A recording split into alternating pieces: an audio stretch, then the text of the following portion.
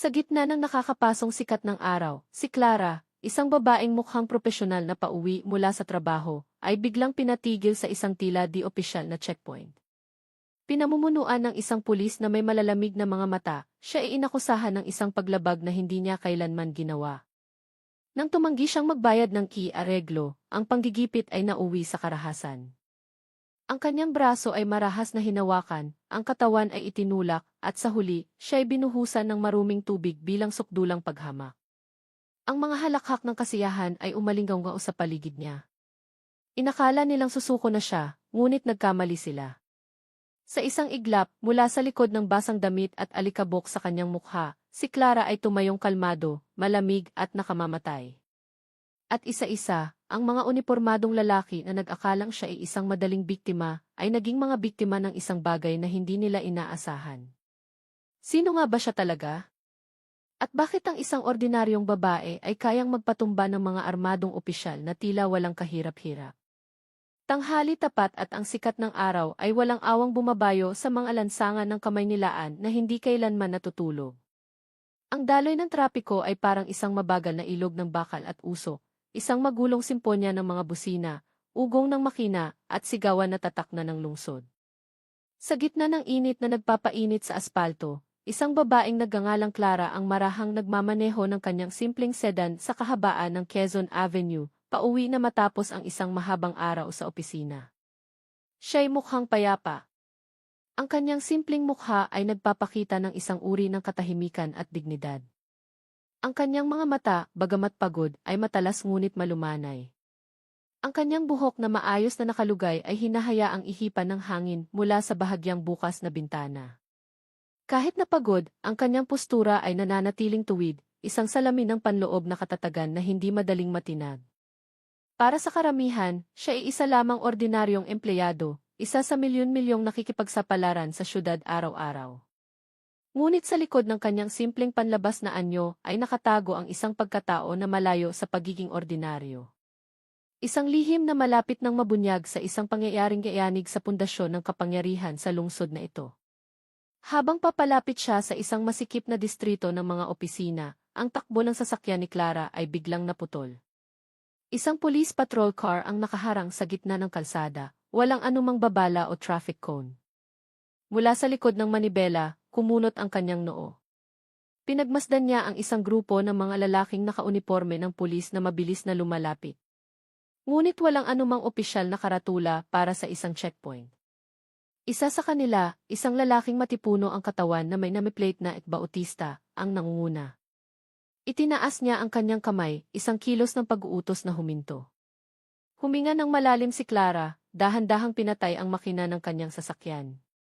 Naghintay siya ng may kahinahunan, bagamat ang kanyang mga instincts ay nagsisimula ng magbabala. Lumapit si AC Isaberto Bautista ng may kumpiyansa. Ang kanyang uniforme ay maayos, ngunit ang kanyang mga mata ay puno ng pangingibabaw. Kumatok siya sa bintana gamit ang dulo ng kanyang daliri, isang malakas na katok na bumasag sa katahimikan. Nang ibaba ni Clara ang bintana, agad na nagsalita si Bautista, "Bumaba ka. Kailangan mong bumaba." Tinitigan siya ni Clara sandali at walang imik na binuksan ang pinto at lumabas. Tumayo siya ng tuwid, kapantay ng tingin ng opisyal. Ang kanyang boses ay patag ngunit malinaw. "May problema po ba, sir?" Wala akong nakitang opisyal na anunsyo ng checkpoint at ang prosesong ito ay tila hindi sumusunod sa tamang pamamaraan. Umisi ng bahagya si Bautista. Ipinatong niya ang kanyang mga kamay sa baywang, ipinapakita ang baril na nakasukbit sa kanyang sinturon. Bigla ang checkpoint ito. Lahat ng sasakyan ay kailangang inspeksyonin. Wala kang karapatang tumutol. Hindi na tinag si Clara. Sumulyap siya sa paligid, pinagmamasdan ang iba pang mga pulis na nakatayo lang, walang dalang anumang standard na form o logbook. Walang opisyal na banner ng EE, walang traffic enforcer. Tanging mga sasakyan na sa pilitang pinahihinto. Ibinaling niya ang kanyang tingin pabalik kay Bautista. Ang kanyang boses ay nanatiling kalmado ngunit may diin. Ang isang lehitimong checkpoint ay dapat isinasagawa ng hayagan, may mission order, at may malinaw na supervisor. Ito po ay hindi naaayon sa batas. Tumawa ng maikli si Bautista, ang tono niya ay mapanghamak. Huwag kang magmarunong tungkol sa batas.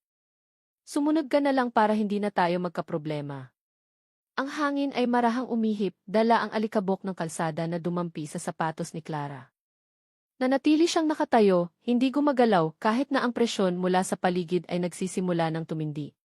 Sa kanyang mga mata, hindi takot ang makikita, kundi isang buong kamalayan sa kung ano ang tunay na nangyayari. Ito ay hindi isang checkpoint. Ito ay isang patibong. At alam niya, mula sa puntong ito, ang bawat kilos niya ay magtatakda ng direksyon ng isang laban na mas malaki pa kaysa sa isang lisensya sa pagmamaneho. Sa ilalim ng araw na unti-unti nang dumidilim sa kanluran, ang hangin sa paligid ng harang ay ramdam na mainit at mabigat. Ang sikat ng araw ay tumatama sa aspalto, lumilikha ng nakakasilaw na liwanag. Samantala, ang tingin ni Clara ay nanatiling nakatuon kay Bautista, na ngayon ay nakatayo ng may mapanghamong postura, ang mga braso ay nakahalukip-kip sa kanyang dibdib na tila ipinapakita ang kanyang ganap na kapangyarihan. Walang paligoy-ligoy, bahagyang yumuko si Bautista. Ang kanyang mga mata ay sinuri ang harap ng kotse ni Clara, bago siya muling tiningnan ng may mapanuyang tingin.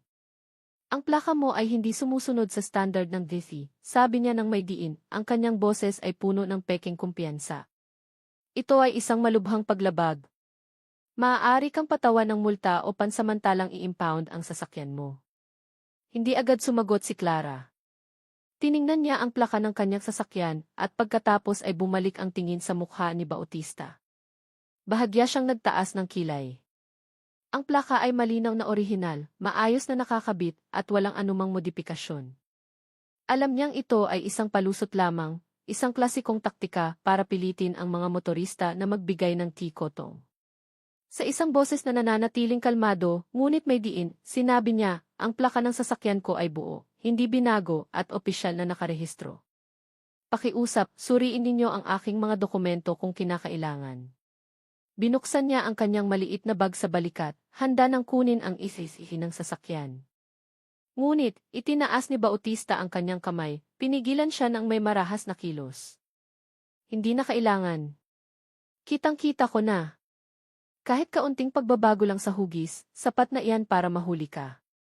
Isang kasamahan niyang pulis sa likuran ay tumango-tango, tila sinasang-ayunan ang kasinungalingang isinasagawa. Tumingin si Clara sa paligid na pagtatanto na ito ay hindi lamang isang individual na gawain, kundi isang sistema na nakabaon na sa istrukturang pangingikil. Huminga siya ng marahan at tinitigan si Bautista diretso sa mata. Wala akong anumang lehitimong paglabag. Wala kayong legal na basehan para pigilan ako. At kung ipagpapatuloy ninyo ito, ay re-report ko ang inyong ginagawa sa Internal Affairs Service. Tumawa ng malakas si Bautista, sinundan ng mahinang tawanan mula sa kanyang mga tauhan. Humakbang siya palapit hanggang sa isang hakbang na lang ang pagitan nila. Ang kanyang boses ay bumaba sa isang bulong na puno ng pagbabanta. Dito, ako ang batas. Kung gusto mong makauwi ngayong araw, ayusin na lang natin to. 5,000 piso at malaya ka nang umalis. Ang hangin ay tila biglang bumigat. Ilang motorista na napahinto rin ay nanonood mula sa malayo, tahimik, takot. Tila sanay na silang makasaksi ng ganitong eksena. Ngunit si Clara ay hindi yumuko. Nanatili siyang nakatayo ng tuwid. Ang kanyang mukha ay kalmado. Ngunit sa likod ng kanyang mga mata, isang desisyon ang nabuo na. Ito ay hindi lamang tungkol sa pera, hindi lamang tungkol sa isang peking paglabag. Ito ay isang pagsubok sa katarungan at hindi niya hahayaang manalo ang kasinungalingan laban sa katotohanan. Hindi, sagot niya.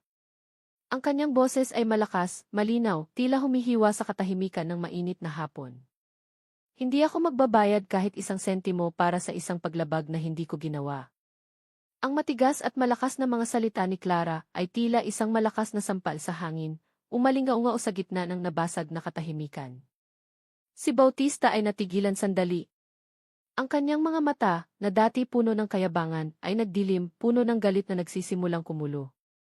Tinitigan niya si Clara na tila hindi makapaniwala na isang babae ang kayang sumuway sa kanya sa gitna ng kalsada, sa harap ng kanyang mga tauhan at ng mga taong nanonood. Namula ang kanyang mukha, umumbok ang ugat sa kanyang sentido, at walang babala, marahas siyang humakbang. Hinawakan ng kanyang kanang kamay ang braso ni Clara ng buong higpit. Ang angas mo sigaw niya, ang kanyang boses ay umalingaw-ngaw, puno ng puot. Ako ang may kapangyarihan dito. Akala mo kung sino kang lumaban? Napangiwi si Clara sa sakit. Ang kanyang katawan ay napahilig dahil sa marahas na paghila. Halos matanggal ang kanyang sapatos mula sa mainit na aspalto. Ngunit hindi siya sumuko. Sa abot ng kanyang makakaya, sinubukan niyang alisin ang pagkakahawak ni Bautista. Nanigas ang mga kalamnan sa kanyang braso, humihingal siya. Ngunit ang kanyang mga mata ay nanatiling matalim, tumatangging magpakita ng takot. Bitawan mo ako, mariin niyang sabi, ang kanyang boses ay paos ngunit puno pa rin ng otoridad. Ito ay pananakit. Ay report kita. Umisi lamang si Bautista. Lalo pa niyang hinigpitan ang pagkakahawak, nag-iwan ng pulang marka sa balat ni Clara. Inilapit niya ito ng bahagya. Ang kanyang mga labi ay lumapit sa tainga ni Clara, bumubulong ng may pagbabanta. Airport. Sino ang maniniwala sa'yo? Pulis ako. Ikaw ay isang ordinaryong babae lang na lumabag sa batas. Pera o kulungan. Mamili ka. Sa paligid nila, ang tensyon ay lalong tumindi. Ilang motorista ang yumuko, umiwas ng tingin, tila takot na sila ang susunod na mabiktima. Mayroong nagvi-video mula sa malayo, ngunit walang sinumang nangahas na lumapit. Ang kalupitang nagaganap sa ilalim ng sikat ng araw ay tila naging bahagi na ng isang nakasanayang ritual na tinatanggap ng walang imik. Ngunit si Clara ay hindi natakot. Huminga siya ng malalim at sa isang boses na mas malakas para marinig ng lahat, sinabi niya, hindi ako magbabayad ng perang galing sa masama at darating ang araw, malalaman ng lahat kung sino talaga ang lumalabag sa batas dito. Ang mga salitang iyon ay parang isang latigo na tumama sa puso ni Bautista. Ang kanyang mukha ay nag-apoy sa galit. Sa isang marahas na tulak, itinulak niya ang dibdib ni Clara hanggang sa mawalan ito ng balance. Bumagsak si Clara sa aspalto. Nagasgasan ang kanyang tuhod at mga palad. Kumapit ang alikabok sa kanyang damit na ngayon ay gusot na. Ilang segundo siyang nanatiling tahimik, tinitiis ang hapdi, ngunit hindi siya umiyak, hindi sumigaw. Umupo lamang siya sandali at dahan-dahan, sa mga kilos na tila sinusukat, nagsimula siyang bumangon. Si Bautista ay nakatayo sa harap niya, nakatingin ng may ganap na pakiramdam ng pangingibabaw. Yan ang aral sa mga palaban, sabi niya, at lumingon sa kanyang mga tauhan, habang tumatawa ng malakas. Hayaan niyo siyang umupo dyan hanggang sa matauhan. Ngunit hindi umupo si Clara. Tumayo siya ng tuwid. Kahit na ang kanyang katawan ay pagod at may sugat, ang kanyang mukha, nabasa ng pawis at alikababok, ay nagpakita ng isang dangal na hindi kayang wasakin ng karahasan. Tinitigan niya si Bautista, hindi nang may takot, kundi nang may determinasyon na lalong tumitibay. Ang determinasyon ng isang mandirigma na alam na ang tunay na paglaban ay hindi lamang nagsisimula sa salita, kundi sa tapang na manatiling nakatayo kahit na itinumba. At sa kanyang katahimikan, nanumpa siya, ngayon, marahil siya'y bumagsak, ngunit bukas, siya'y babangon. Hindi lamang para sa kanyang sarili, kundi para sa lahat ng matagal ng pinatahimik ng takot. Sa gitna ng nakakapasong init at mga tingin na puno ng awa, ngunit walang magawa, dahan-dahang tumayo si Clara mula sa mainit na aspalto. Ang kanyang katawan ay bahagyang nanghina, ngunit ang kanyang determinasyon ay hindi natitinag. Kumapit ang alikabok sa kanyang nagasgasang tuhod. Ang kanyang damit ay gusot, ang buhok ay magulo. Ngunit ang kanyang postura ay nananatiling tuwid. Tila hindi siya nakatayo sa gitna ng kalsada, kundi sa harap ng isang hindi nakikitang korte ng katarungan. Ang kanyang mga mata, na kanina'y puno ng sakit, ngayon ay nag-aalab sa isang katatagan na hindi masisira. Hindi siya umatras kahit isang hakbang, sa halip, humakbang siya pasulong, tinititigan si Bautista, tila sinusukat kung gaano kalalim ang moral na pagkabulok na kumain sa lalaking nasa harap niya. Si Bautista, na nakatayo pa rin ng may mapagmataas na ngiti, ay naghalukip-kip, naghihintay na sumuko si Clara, magmakaawa o umiyak. Ngunit ang nangyari ay kabaligtaran. Mula sa nakabibinging katahimikan, nagsalita si Clara sa isang boses na malinaw, kalmado, ngunit tumatarok na parang kutsilyo. Hindi ka tagapagpatupad ng batas. Isa ka lang preman na nakauniporme. Umalingaw-ngaw ang mga salitang iyon, nagpatinginan ang mga pulis sa paligid na tila nagulat sa katotohanang matagal na nilang binabaliwala. Tumawa ng malakas si Bautista, ngunit ang tawa niya ngayon ay tunog na pilit at alanganin. Sinubukan niyang itago ang kanyang kaba sa pamamagitan ng pagiging mayabang. Ayan na naman siya. Akala mo ba mapoprotektahan ka ng mga salita mo? Sabi niya, lumalapit ng may marahas na hakbang. Lumabag ka na. Lumaban ka na sa otoridad. At ngayon, iniinsulto mo pa ang institusyon. Alam mo ba kung gaano katagal kang pwedeng makulong dahil dyan? Hindi na tinag si Clara. Tinitigan niya ito ng matalim. Ang kanyang boses ay nanatiling kontrolado. Wala akong nilabag. At ikaw, nilabag mo ang iyong sinumpaang tungkulin, ang Code of Ethics, at maging ang batas sa pamamagitan ng pangingikil at karahasan. May karapatan akong magulat, at gagawin ko ito, diretso sa Internal Affairs Service. Biglang tumawa ng mas malakas si Bautista, tila gustong takpan ang pag-aalala na unti-unting gumagapang sa kanya. Lumingon siya sa kanyang mga tauhan na tila naghahanap ng suporta, at bumalik ang tingin kay Clara ng may pangungutya. Ang ihits! Mga kaibigan ko iyon. Sa tingin mo, ikaw ang paniniwalaan nila kaysa sa amin? Isang babaeng tulad mo, walang ebidensya, walang testigong maglalakas loob magsalita. Hinding-hindi ka mananalo. Ngunit hindi nagpatinag si Clara.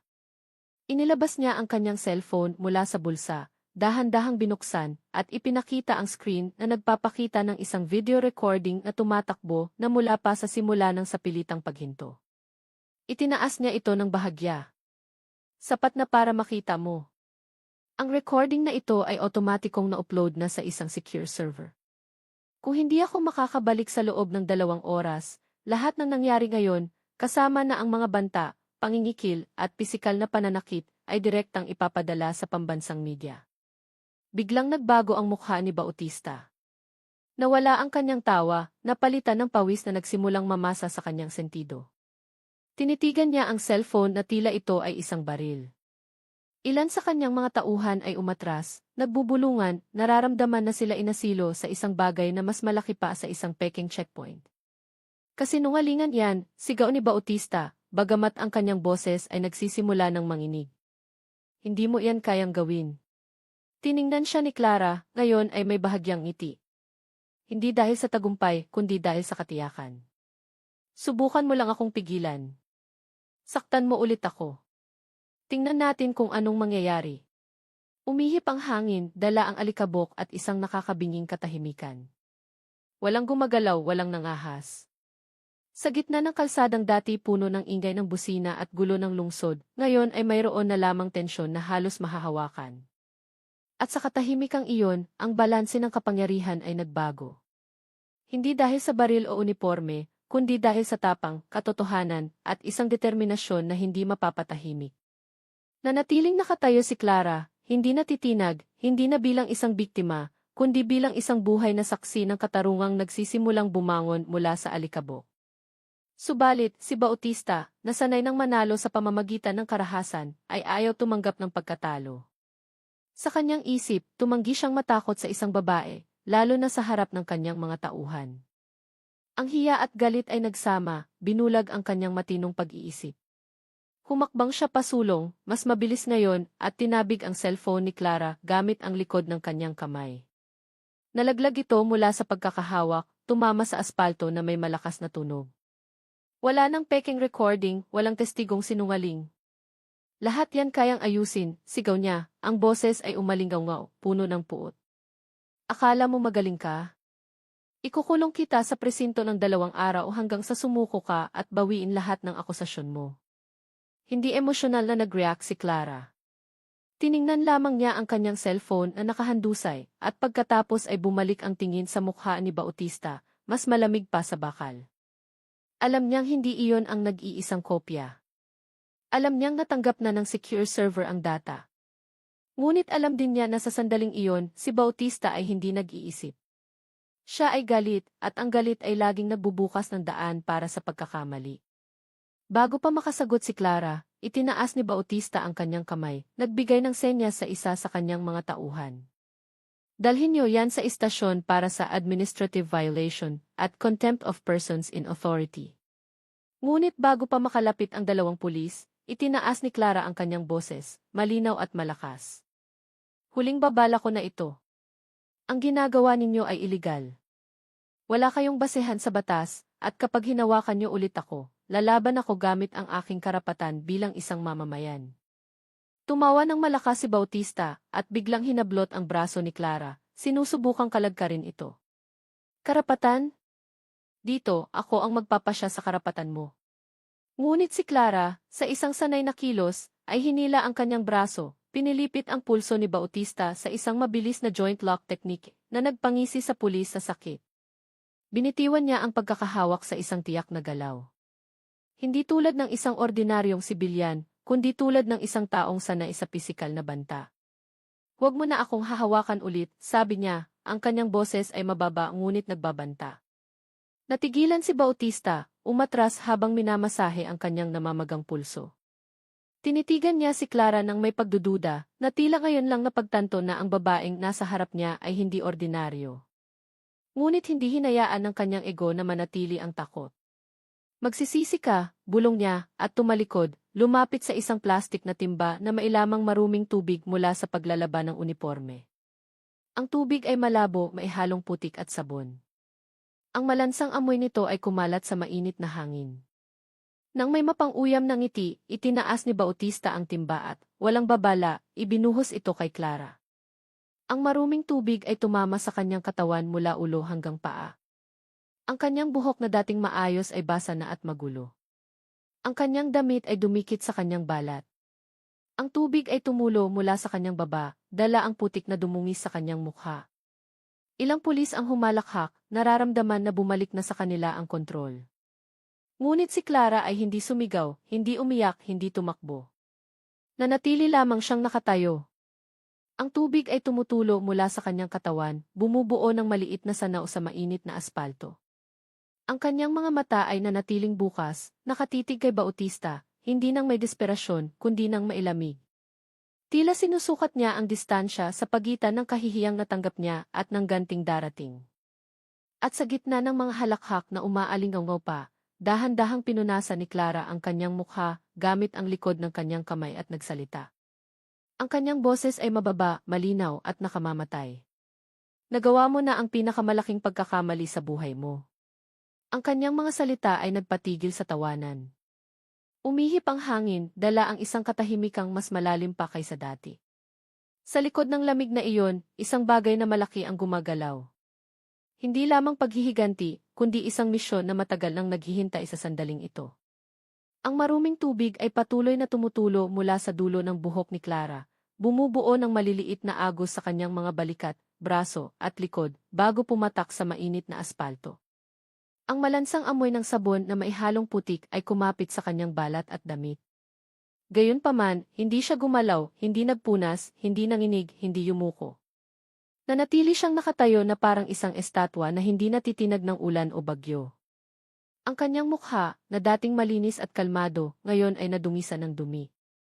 Ngunit ang tingin niya ay lalong tumalas, nagpapakita ng isang nakakatakot na katahimikan. Sa paligid niya, ang tawanan ng mga pulis ay unti-unting humina, napalitan ng isang alanganing katahimikan. Ang mga kanina'y tumatawa ay nagsimulang makaramdam na mayroong mali, na ang babaeng akala nila inapahiya na ay siyang nagkokontrol sa sitwasyon sa pamamagitan ng kanyang nakamamatay na katahimikan. Si Bautista, na hawak pa rin ang walang laman na timba, ay sinubukang itago ang kanyang kaba sa isang pilit na ngiti. Tinitigan niya si Clara, umaasang makakita ng luha, galit o desperasyon. Ngunit ang natagpuan niya ay isang katahimikang parang dagat na payapa, bago ang isang malakas na bagyo. O ano? Satispado ka na? Magbabayad ka ba o dadalhin ka namin sa istasyon? Sabi niya, sinusubukang ibalik ang kontrol sa kanyang mayabang na tono. Wala nang recording, wala nang banta. Ikaw lang, ako, at ang desisyong kailangan mong gawin. Hindi agad sumagot si Clara. Huminga siya ng marahan at dahan-dahang itinaas ang kamay para punasan ang natitirang tubig sa kanyang mukha. Ang kanyang mga kilos ay mabagal, sinusukat, na tila bawat segundo ay inihahanda para sa isang malaking bagay. Nang magsalita siya, ang kanyang boses ay mababa, malinaw at puno ng kontrol. Sa tingin mo, mapipigilan ako ng maruming tubig? Sa tingin mo, hindi ko pa naranasan ang ganitong pang-iinsulto noon? Tinitigan niya si Bautista at pagkatapos ay isa-isang sinulyapan ang kanyang mga tauhan. Mas malala pa rito ang nakita ko na, sa mga anino, sa mga misyon, sa dugo. Tumawa ng maikli si Bautista, sinusubukang pagaanin ang tensyon. O, ngayon gusto mo namang maging bida. Basang-basa ka na. Hindi mo na nga makikita ang daan pa uwi. Ngunit bago pa matapos ang kanyang mga salita, humakbang si Clara. Isang mabilis at tiyak na hakbang. Ang kanyang basang katawan ay hindi nakabawas sa kanyang bilis. Sa isang iglap, nasa harap na siya ni Bautista. Hinawakan ng kanyang kanang kamay ang kwelyo ng uniforme nito nang may hindi inaasahang lakas. Isa ka sa kanila, bulong niya, ang kanyang boses ay mababa, ngunit tumusok sa tainga ni Bautista na parang kutsilyo. Hindi ka pulis. Isa kang kasangkapan ng mga kurakot at ngayon tapos na ang laro mo. Bago pa makakilo si Bautista, ginamit ni Clara ang kanyang momentum at sanay na bigat ng katawan, itinulak ito ng buong lakas. Nawala ng balanse si Bautista, natumba at bumagsak ng malakas sa aspalto. Ang likod niya ay tumama sa lupa na may mapurol na tunog. Ang ekspresyon ng gulat at sakit ay lumitaw sa kanyang mukha. Ang kanyang mga tauhan ay natigilan, walang gumagalaw, sobrang gulat para tumugon. Hindi tumigil si Clara. Lumapit siya, at sa isang mabilis at tiyak na galaw, idiniin ang balikat ni Bautista sa lupa, ipinit ang braso nito gamit ang kanyang tuhod, pinipilit itong hindi makagalaw. Makinig kang mabuti, bulong ni Clara. Ang kanyang paghinga ay regular, kahit na ang kanyang katawan ay basa at maalikabok. Hindi ako ordinaryong mamamayan na takot sa uniforme. Hindi ako biktima na kaya mong gipitin. Ako ang hindi mo inaasahang darating. Sinubukang lumaban ni Bautista, sumipa. Ngunit nilok ni Clara ang kanyang mga galaw gamit ang isang sanay na pamamaraan. Isang kilos militar, hindi ordinaryong self-defense. Sino? Sino ka ba talaga, hinga ni Bautista? Ang kanyang mukha ay maputla dahil sa sakit at takot. Yumuko si Clara hanggang sa ilang sentimetro na lang ang layo ng kanilang mga mukha. Ang tubig mula sa kanyang buhok ay tumulo sa mukha ng opisyal. Tila isang tanda na ang kapangyarihan nito ay bumagsak na. Ako ang batas na akala mo ay kaya mong lokohin, sagot niya ng marahan ngunit mariin. At sasabihin mo sa akin kung sino ang nag-utos sa iyo na gawin ang iligal na checkpoint na ito. Sino ang utak sa likod ng pangingikil na ito? Ibigay mo sa akin ang pangalan. Ngayon, sa paligid nila ang mundo ay tila huminto. Walang busina, walang ingay ng sasakyan, tanging ang ihip ng hangin at ang mabilis na tibok ng puso. Tinitigan ni Bautista ang mga mata ni Clara, at sa unang pagkakataon, hindi galit o paghihiganti ang nakita niya, kundi ang ganap na determinasyon ng isang taong handang isakripisyo ang lahat para sa katotohanan. At sa katahimikang iyon, alam niyang hindi na siya ang may kapangyarihan. Siya na ang nakakulong, ang imbestigahan, ang kailangang magsalita. Si Director De Leon, bulong niya, ang kanyang boses ay puno ng pagsisisi. Opisyal sa Department of Transportation. Siya ang nag-aayos ng lahat. Hindi binitiwan ni Clara ang pagkakahawak. Ang kanyang mga mata ay nanliit. At sa nanginginig na boses, binigkas ni Bautista ang isang address na matagal nang naging lihim na pugad ng krimen na gumugulo sa mga mamamayan ng lungsod. Sa puntong iyon, ang paglaban ay hindi na nagtapos sa kalsada. Ito'y naging simula ng isang operasyon na iayanig sa pundasyon ng kurakot na kapangyarihan. Sa gitna ng sikat ng araw na unti-unti nang humihina, ang aspalto ay naglalabas pa rin ng init. Ngunit, ang hangin sa paligid ng iligal na checkpoint ay puno na ng ibang uri ng tensyon. Hindi na ito dominasyon ng peking kapangyarihan, kundi ng isang katahimikang puno ng kahulugan. Si Bautista ay nakahandusay sa lupa, ang kanyang balikat ay nakalock pa rin sa ilalim ng tuhod ni Clara. Ang kanyang paghinga ay mabigat, hindi lang dahil sa sakit, kundi dahil sa bigat ng pag-amin na kalalabas lang mula sa kanyang mga labi. Ang kanyang mukha ay maputla, ang mga mata ay nanlalaki, na tila ngayon lang napagtanto kung gaano kalalim ang bangin na kanyang tinatapakan. Sa paligid, ang kanyang mga kapwa-pulis ay nakatayong parang mga estatwa, hindi nangangahas lumapit, hindi nangangahas lumaban. Sila ay hindi na mga tagapagpatupad ng batas, kundi mga saksi sa isang hindi maiiwasang pagbagsak. Hindi binitiwan ni Clara ang pagkakahawak. Nakaluhod pa rin siya sa ibabaw ni Bautista. Ang kanyang basang at maruming katawan ay hindi nakabawas sa otoridad na ngayon ay nagniningning sa bawat kilos niya. Ang kanyang mga mata ay matalas, nagmamasid, sumusukat, tulad ng isang mandaragit na hindi bibitaw sa kanyang biktima hanggang sa lahat ng katotohanan ay mabunyag. Mula sa bulsa ng kanyang pantalon na nanatiling tuyo sa loob, inilabas niya ang kanyang cellphone. Ang aparato na kanina inalaglag ay nasa kanyang kamay na muli. Ang screen ay umilaw kahit may kaunting lamat. Gamit ang isang kamay, binuksan niya ang isang secure communication app at pinindot ang call button. Walang tunog mula sa kabilang linya. Tanging isang verification code ang otomatikong ipinadala sa isang intelligence server. Sa loob ng ilang segundo, kumonekta ang tawag. Code, Aguila. Aktibo, sabi ni Clara. Ang kanyang boses ay mababa ngunit malinaw, puno ng otoridad. Pangunahing target, kumpirmado. Impormasyon, nakuha. Lokasyon ng illegal na checkpoint, East Avenue. Pangalawang target, Miguel de Leon. Address, natanggap. Kailangan ng agarang extraction. Isang patag na boses mula sa kabilang linya ang sumagot, kumpirmado. Team Sierra, paparating na. 5 minuto. Tinapos ni Clara ang tawag at tiningnan si Bautista, na ngayon ay nakatitig sa kanya ng maihalong takot at pagkalito. Sa tingin mo, dito nagtatapos ang lahat, tanong ni Clara. Ang kanyang boses ay malamig. Ikaw ay dulo lamang ng isang kadena, at ngayon, hihilahin namin ito hanggang sa pinakaugat. Naggitngit ang ngipin ni Bautista, sinusubukang itanggi, sinusubukang ipagtanggol ang natitirang dignidad. Sino? Sino ka ba talagang ahente? Hindi agad sumagot si Clara. Dahan-dahan siyang tumayo, binitawan ang pagkakalok kay Bautista. Ngunit bago siya umatras, dalawang intelligence operative na nakaitim na uniforme na walang anumang patch ang lumitaw mula sa likod ng mga sasakyan. Mabilis at sanay ang kanilang kilos. Agad nilang siniguro si Bautista, pinusasan ang kanyang mga kamay sa likod at itinayo. Special Agent Clara Reyes, sa wakas ay sagot ni Clara, ang kanyang boses ay umalinggaw sa katahimikan. Special Operations Group, Internal Integrity Division. At ikaw, Vici Isa Bautista, ay arestado sa salang pangingikil, abuso sa kapangyarihan, pananakit sa sibilyan, at pagiging kasabwat sa isang organisadong iligal na checkpoint network. Namutla ang mukha ni Bautista. Tinitigan niya si Clara na tila nakakita ng multo. Ang taong matagal nang naglalakad sa kanilang paligid, nagpapanggap, nagmamasid, naghihintay ng tamang pagkakataon. Impossible. Hindi namin kailanman pinaghinalaan. Dahil ayaw kong paghinalaan ninyo ako, malamig na sagot ni Clara. Sa loob ng 3 buwan, nagpanggap akong isang ordinaryong sibilyan, pinag-aralan ang inyong pattern, minasdan ang schedule, ni-record ang mga transaksyon. Akala ninyo, magaling kayo, pero ang krimen ay laging nag-iiwan ng bakas. At ngayon, ang mga bakas na iyon ang magdadala sa inyo sa kulungan.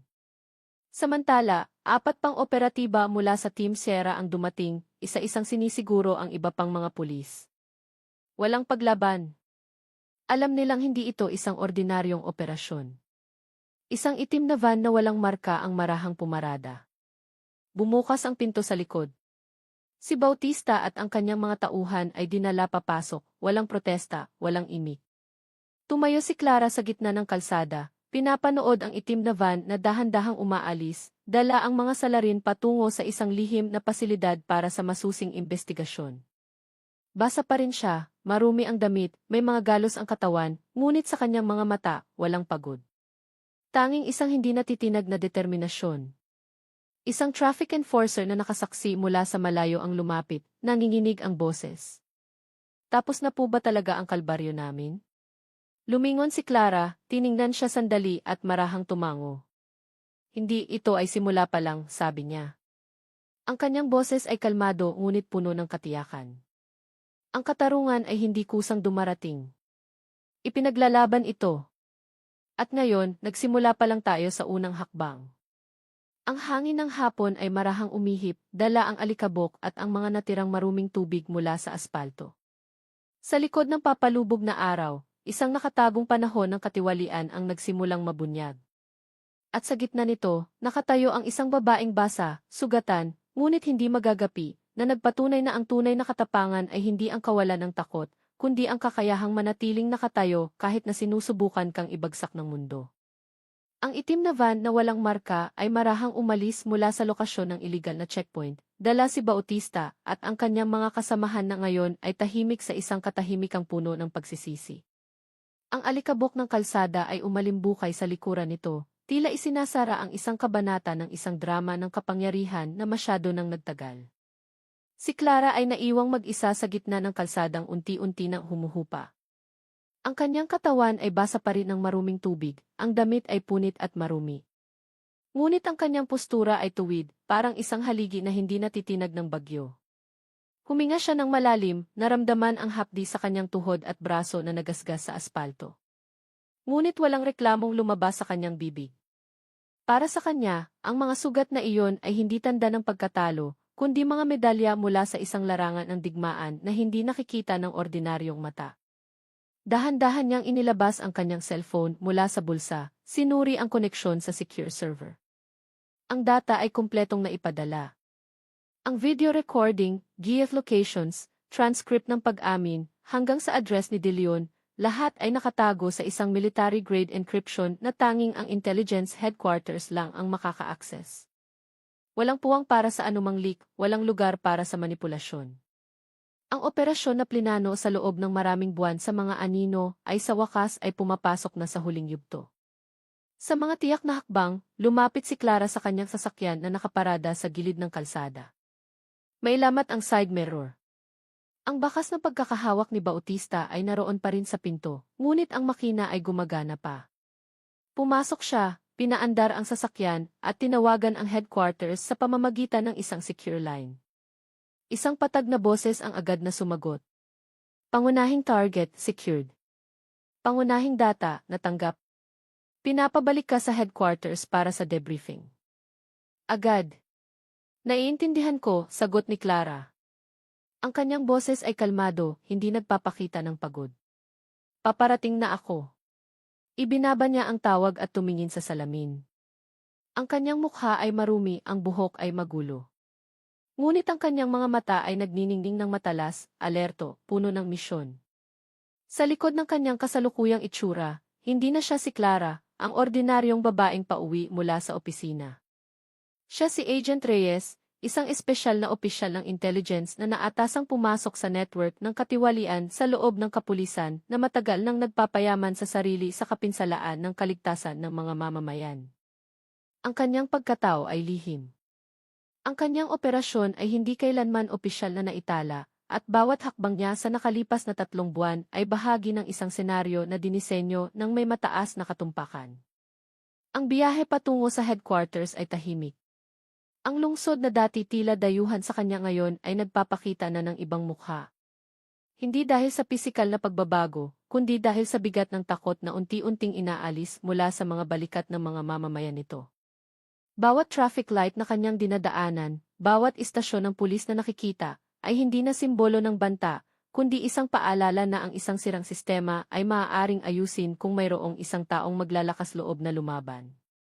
Nang pumasok ang sasakyan sa tarangkahan ng isang lihim na headquarters sa isang maburo na lugar sa labas ng lungsod, ang makapal na konkretong pinto ay otomatikong bumukas.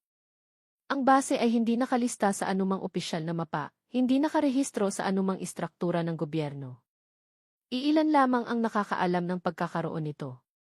Sa loob, isang malaking screen ang nagpapakita na ng mukha ni Miguel de Leon, ang kanyang kasaysayan sa serbisyo, ang kahina-hinalang daloy ng pera mula sa kanyang mga personal na account, at ang mga tala ng kanyang mga pakikipagpulong sa mga maimpluwensyang tao.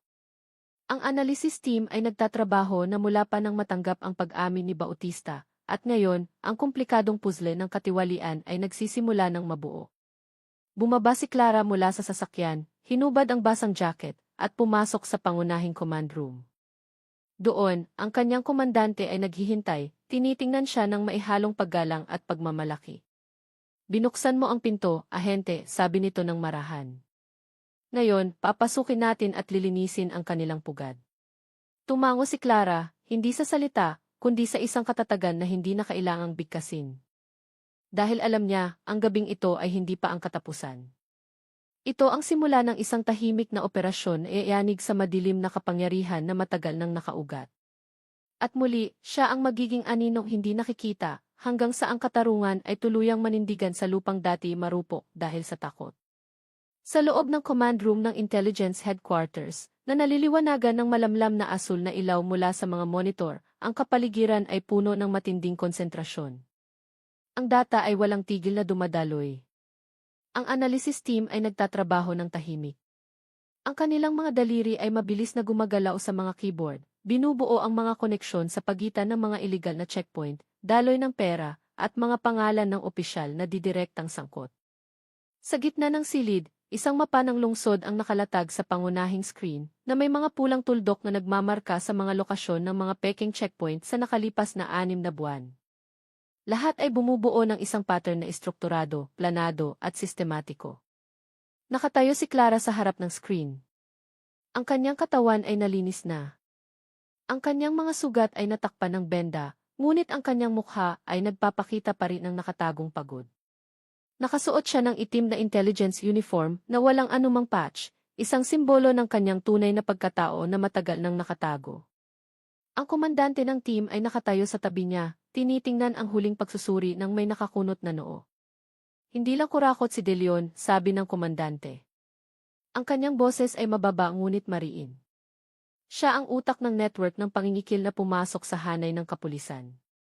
Ang pera mula sa mga iligal na checkpoint ay dumadaloy sa mga offshore account, habang ang mga opisyal na ulat ay itinatala bilang local revenue. Ito ay hindi lang abuso sa kapangyarihan. Ito ay pagtataksil sa bayan. Tumango ng marahan si Clara. Ang kanyang mga mata ay hindi inaalis sa mukha ni De Leon na nasa screen. Isang opisyal na may maamong mukha, madalas makita sa mga social event, kilala bilang isang pilantropo. Ngunit sa likod ng ngiting iyon ay dumadaloy ang dugo ng katarungang nyurakan. Tatakas siya kapag nalaman niyang nahuli na si Bautista, sabi ni Clara, ang kanyang boses ay kalmado ngunit puno ng pag-asa. Tiyak na mayroon siyang mga koneksyon para makatakas, sa airport, sa pantalan, o sa mga lihim na daan palabas ng bansa. Tiningnan siya ng komandante. Kailangan nating kumilos ngayong gabi bago siya mawala. Walang maraming salita, nagmadali ang intelligence team na ihanda ang isang tahimik na operasyon, ang key operation, linis. Ang plano ay binuo sa loob ng ilang minuto, buong pagsubaybay sa pribadong bahay ni De Leon, pag-monitor sa kanyang mga komunikasyon, pag-infiltrate sa kanyang security system sa pamamagitan ng digital access, at koordinasyon sa isang special unit para sa isang tahimik na pag-aresto. Walang dapat magpaputok maliban kung kinakailangan. Walang dapat na information leak. Ang tagumpay ng operasyong ito ay hindi lamang tungkol sa paghuli sa isang tao, kundi sa pagbuwag sa isang sistemang sumira sa tiwala ng publiko sa mga tagapagpatupad ng batas. 10:00 ng gabi, 5 itim na sasakyan na walang marka ang umalis mula sa headquarters, tinahak ang madilim na daan patungo sa isang eksklusibong subdibisyon sa hilagang bahagi ng lungsod, ang lokasyon ng bahay ni De Leon. Nagsimulang umambon, binabalot ang lungsod sa isang manipis na ulap, nagbibigay na natural na proteksyon sa kilos ng team. Dumating sila ng walang ingay, hinarangan ang mga daanan, pinutol ang backup power supply ng bahay ng remote, at pinatay ang mga GIS camera sa loob ng wala pang 30 segundo. Pinamunuan ni Clara ang infiltration team, gumagalaw ng mababa sa likod ng pader. Mahigpit ang hawak sa kanyang armas, kontrolado ang paghinga. Alam niyang ang gabing ito ay hindi lang tungkol sa pag-aresto. Ito ay isang muling pagbabalanse sa pagitan ng kapangyarihan at katarungan. Habang ang isa pang team ay pumasok mula sa likuran at pinatahimik ang 2 armadong gwardiya, na hindi pala opisyal kundi mga bayarang preman, pumasok si Clara sa isang gilid na pinto na binuksan na gamit ang digital access. Sa loob ng marangyang ngunit tahimik na bahay, tanging mga dim light ang nakabukas. May mga yabag na narinig mula sa ikalawang palapag. Si De Leon, nakalalabas lang ng balita mula sa kanyang source sa kapulisan, ay nag-iimpact ng mahahalagang dokumento sa isang briefcase. Maputla ang kanyang mukha, mabilis ang paghinga. Hindi pa niya alam na bawat kilos niya ay minomonitor na sa nakalipas na 20 minuto. Nang buksan niya ang kanyang personal na vault, isang marahang boses ang umalingaw mula sa likuran. De Leon, huwag kang gagalaw. Lumingon siya. Sa pintuan, nakatayo si Clara, ang babaeng dati niyang inakala na isang ordinaryong biktima.